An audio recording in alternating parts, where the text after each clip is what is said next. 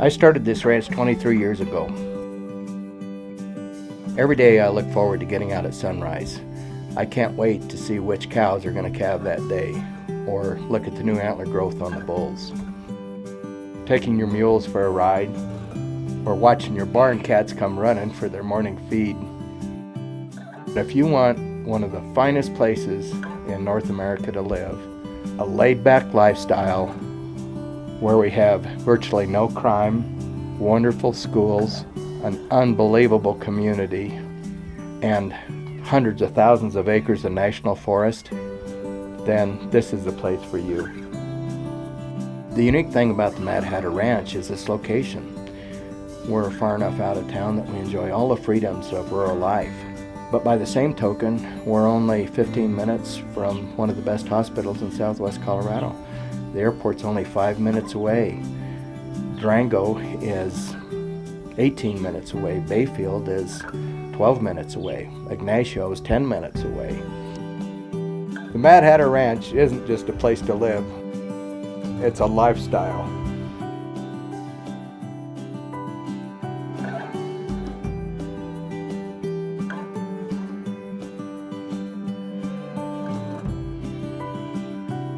Started in the elk business in the 1990s. I was interested in just raising a few elk, and I remember going to the state vet at the time, Jerry Bolander, and I asked him what he thought about the elk industry.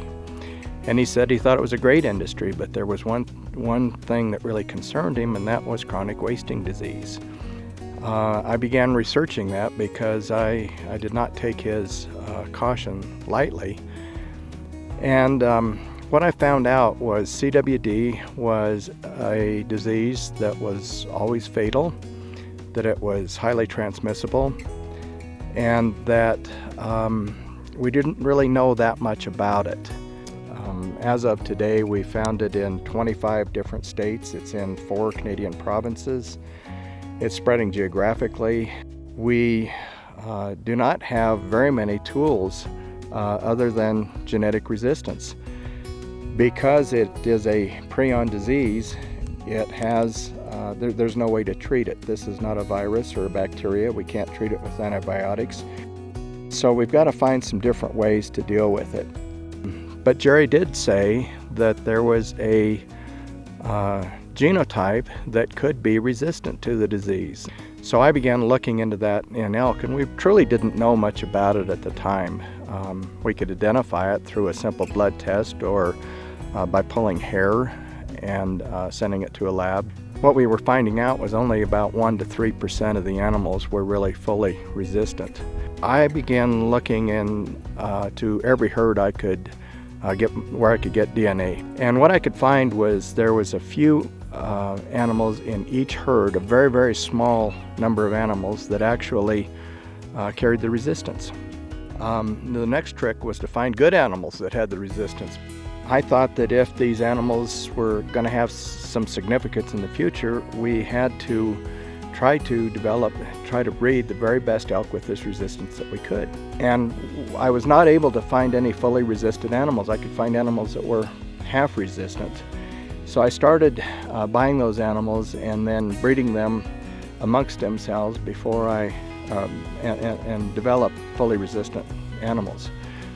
Now I've been doing this 20-some years, and I have a herd that consists of resistant animals. This is a fully resistant elk. She's a product of about 8 generations on this ranch. She's got parents on both sides that were international champions at the North American Elk Breeders competitions.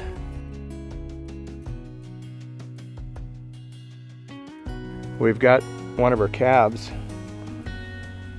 right here in the grass. This little bull calf would be a 9th or 10th generation CWD resistant bull that has been born on our ranch. He's about 6 days old. It looks to me that using the best science today, we can promote the genetic resistant animals, and we'll be able to work our way out of this disease, or at least manage it. Without the resistant animals, I don't think that we've got a chance. I'm really proud of these girls. They're some of the best, I think, in North America. They've got very strong genetics for typical antler bulls. And we've culled them over the years for their mothering ability, conception rates, and so on. So these animals are very strong genetically. They're just, they're just quality elk.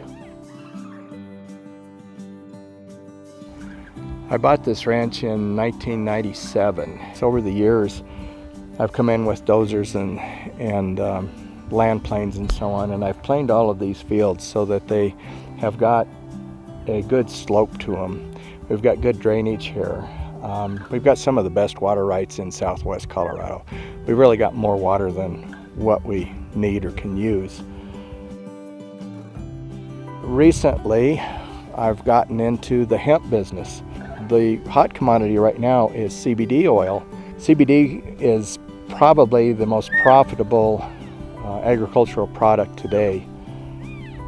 It just so happened that this property was ideally suited to grow hemp because the fields were planed, because of the years of conditioning the soil, both from the standpoint of trying to break the soil down so that we can utilize the different nutrients in the soil, to the fact that these elk are putting in about 2,000 pounds of manure every day. We're planting about 3,000 plants per acre.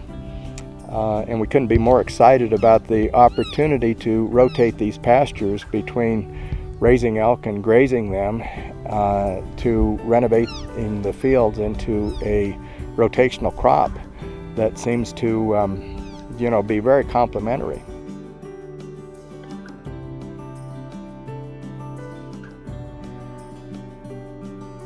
The Mad Hatter Ranch is a mature turnkey operation. It couples two very diverse yet complementary niche agricultural businesses, which are extremely profitable. The Mad Hatter Ranch is located in one of the most desirable places to live in North America. A place where you can enjoy incredible four-season weather, endless recreational opportunities, and where you get a taste of the original West. Call today for more information.